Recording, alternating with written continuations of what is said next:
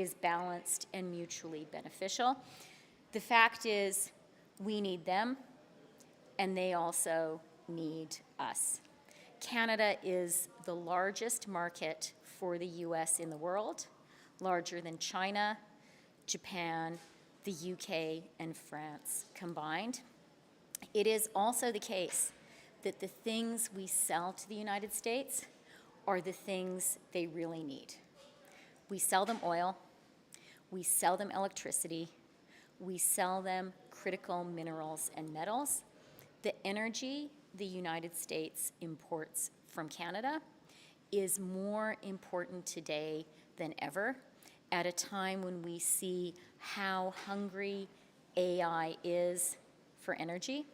And Canada's critical minerals and metals are absolutely essential as North America and as the US seeks to develop supply chains which are resilient and secure and are not increasing our dependency on China.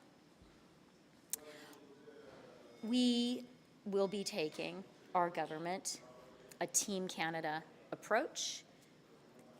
The Prime Minister tomorrow will be meeting with the First Ministers of provinces and territories across the country. We have been working and will continue to work with business and labor leaders. This is a moment when Canada needs to be united, we need to be strong, and we need to be smart. There are significant challenges. We know that. We also know that there are real opportunities, and we know that by working together, Canada can be successful. And the final thing I'll point out is yesterday we had the fourth meeting of the Canada-US Cabinet Committee, which I chair, which Minister LeBlanc is the vice chair of.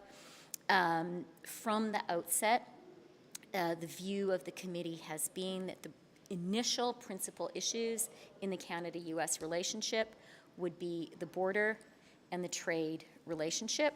So we have been focused on precisely this space from the beginning. Et je vais juste résumer un peu en disant que la chose importante, c'est que les relations économiques entre le Canada et les États-Unis sont des relations gagnant-gagnant. Le Canada est le marché le plus important pour les États-Unis, plus important que la Chine, le Japon, le Royaume-Uni et la France, tous ensemble. On va prendre une approche équipe Canada, travaillant avec les premiers ministres des provinces et territoires, travaillant avec les leaders, les gens d'affaires, travaillant avec les syndicats. Hier, le Premier ministre a parlé avec le président élu Trump et il a aussi parlé avec le Premier ministre Legault et le Premier ministre Ford. Et maintenant, mon collègue ministre LeBlanc va dire quelque chose. Sorry. No, now you look like a giant. Okay. Merci beaucoup, Chrystia. As my colleague said, President Trump's comments last evening are an opportunity for us to say to Canadians that we absolutely share the Americans' concern around the integrity of the border, the security of the border. In fact, this is work that we have been doing jointly with the United States for decades. We think it's absolutely appropriate for Canadians to decide who comes into Canada and for Americans to decide who enters the United States of America. This is work that is done on a daily basis between the RCMP, the FBI, alcohol, tobacco, and firearms in the United States, the U.S. Customs and Border Patrol, the Border Services Agency in Canada is doing this work every day. Intelligence information is shared between both countries, including in the fight against fentanyl and the toxic drug crisis that is affecting Canadians and Canadian families as it is the United States. So this work is done literally on a daily basis between law enforcement in Canada and the United States. It's work that we'll continue to do.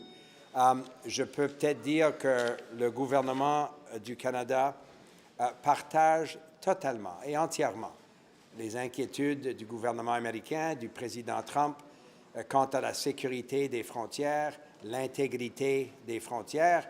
Nous trouvons totalement responsable et approprié que les Américains veulent décider qu'est-ce qui rentre aux États-Unis, comme les Canadiens sont aussi responsables et veulent déterminer qui rentre au Canada.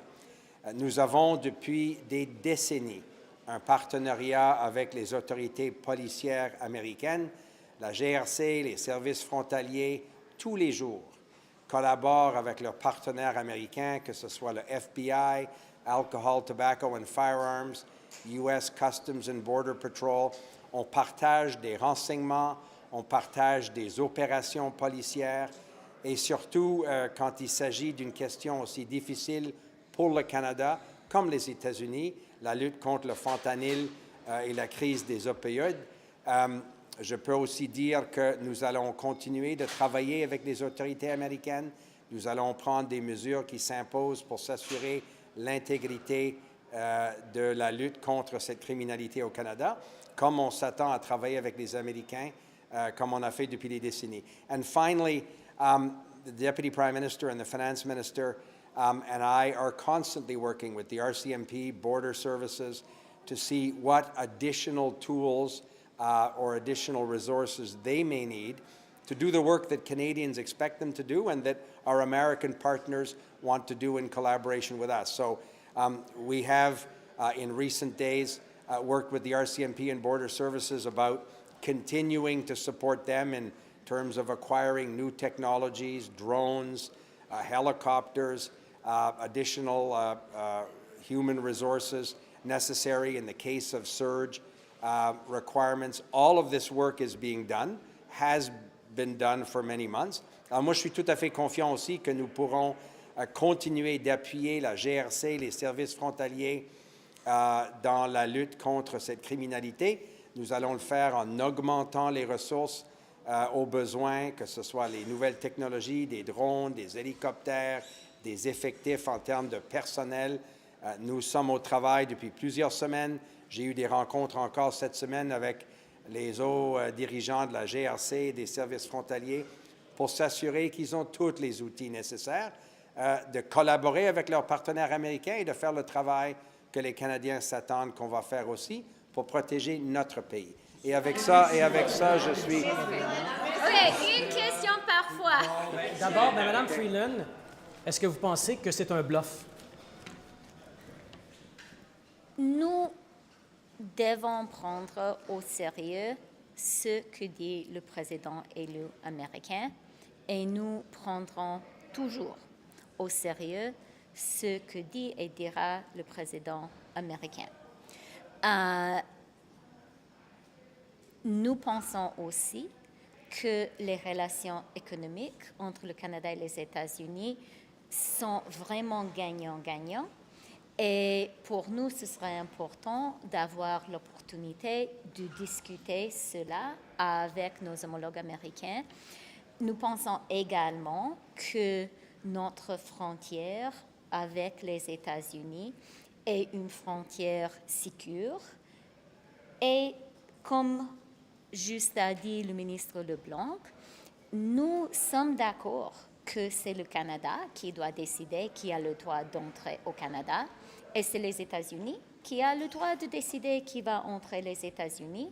Et comme a dit M.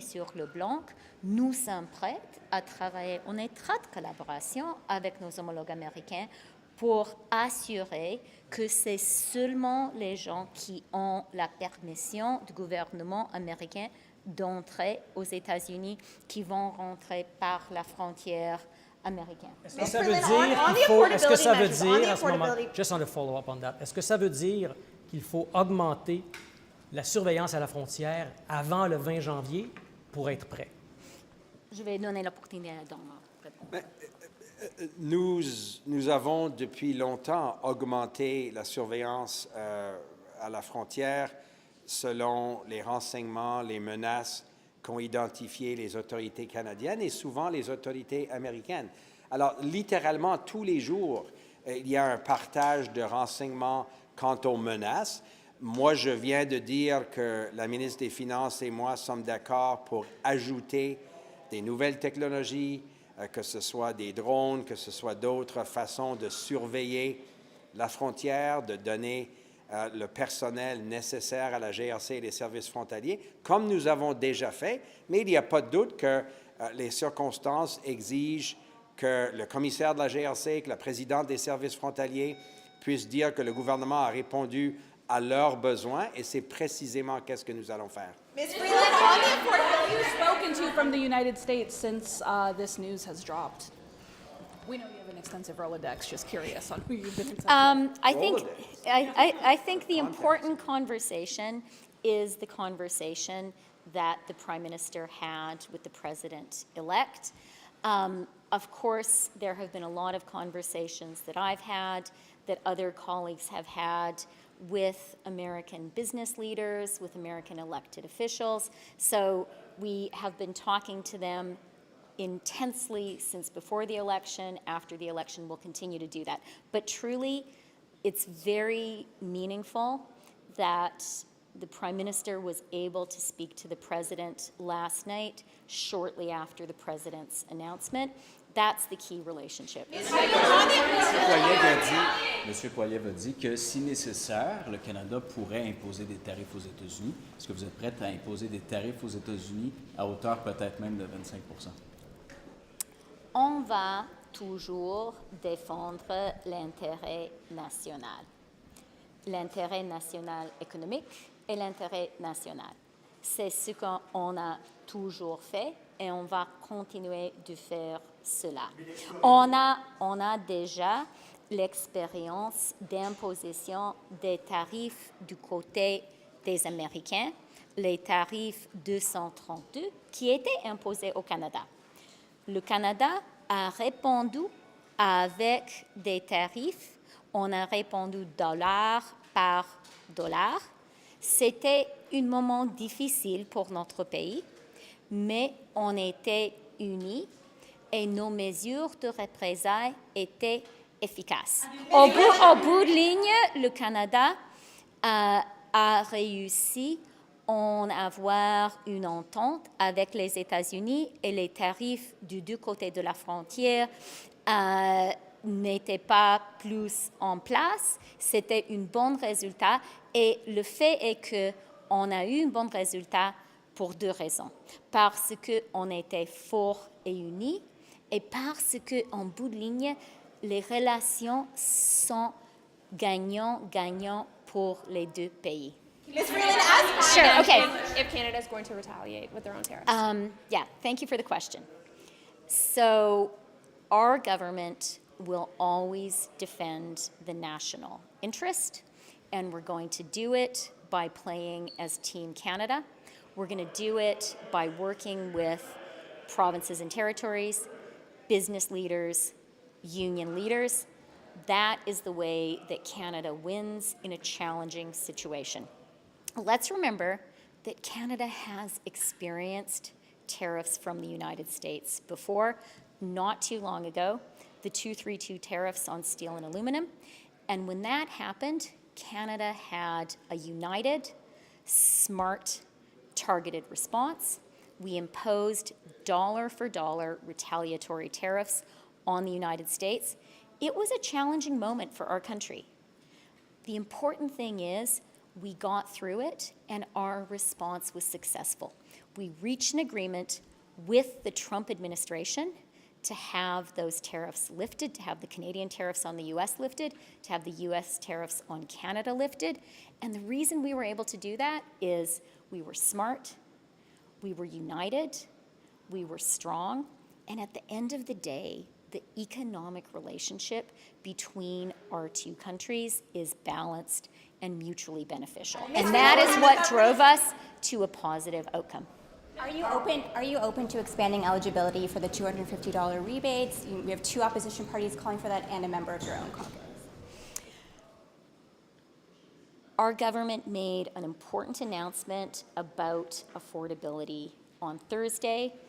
We had a good conversation today at Cabinet about that, and we are really glad that Canadians are going to have this opportunity to have a tax break over the holidays, and that working Canadians are going to be able to get a little bit more support with affordability. It's what our country needs right now. Sir, that's no change. Sorry, Minister, There's a question for Minister LeBlanc. Minister LeBlanc, how concerned are you about U.S. firearms making their way into Canada? Mexican President Sheinbaum says that actually most of the guns in that country are coming from the U.S. Is that the same here?